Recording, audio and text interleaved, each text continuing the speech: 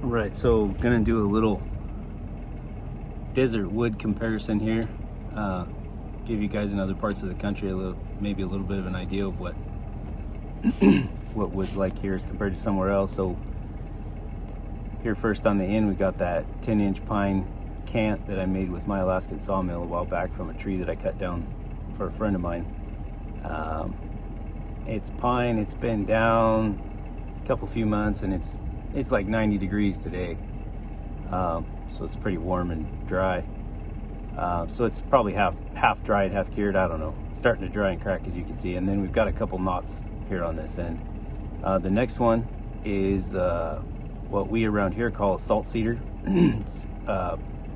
They're technically Tamarix aphylla, or in other places they're known as an aethel pine or an aethel tree. Might be somewhere around comparable to the hardness of oak. I don't know. They're an invasive species. They were brought in from China, I think, or India or somewhere for windbreaks by the railroad, and they kind of got all over the place. They suck up a lot of water. They're real fibrous. I have trouble with them getting in between my bar and chain and choking up the chain if I don't have a long enough bar to have the tip sticking out the other side for chip clearance. Of course, it helps to run full skip too. And then there on the end, we got a piece of old dry hard eucalyptus, heavy, dense stuff that you've probably seen me cutting in other videos before. The chainsaw is a Jonsered 2159 with a piston and cylinder from a Husqvarna 357 XP, ported by Ben Hall, who has a channel here on YouTube. You can get on his channel and you can see the build of that saw. I think it's under my kind of online nickname or handle is David Wyby. And then let's see, he also goes by Samish Sawworks. You can find him on Instagram under that, or samishsawworks@gmail.com. The bar, you may be looking at that and wondering, that's I think it's a Sumura that I bought from a guy on opeforum.com, where I kind of hang out. And I got it wedged in a piece of salt cedar. Heck, it might have been that piece we got right there today. A bunch of that salt cedar had fallen over or been pushed over, and it's growing horizontal, and it was binding bars left and right. And if I wasn't careful, I got the bar stuck.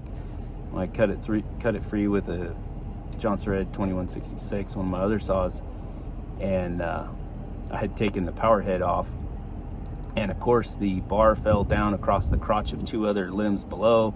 The limb I cut loose fell straight across that Sumura bar and snapped it right in half. But I run a machine and welding shop for my day job, and so we kind of fixed it up, welded it back together. Probably not as good as new, but because of the hardness of the metal, probably lost the heat treating and stuff right there at the weld, but it works.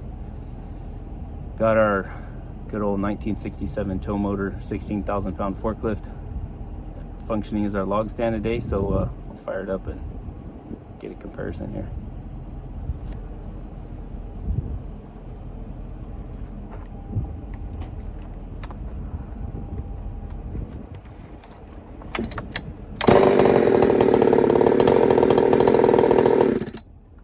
Forgot to mention chain. It's just kind of run-of-the-mill Oregon, full comp, full chisel, been sharpened a couple times. Made a couple test cuts with it this morning, warm up the saw and whatnot. We'll play with some other chains here in a little bit.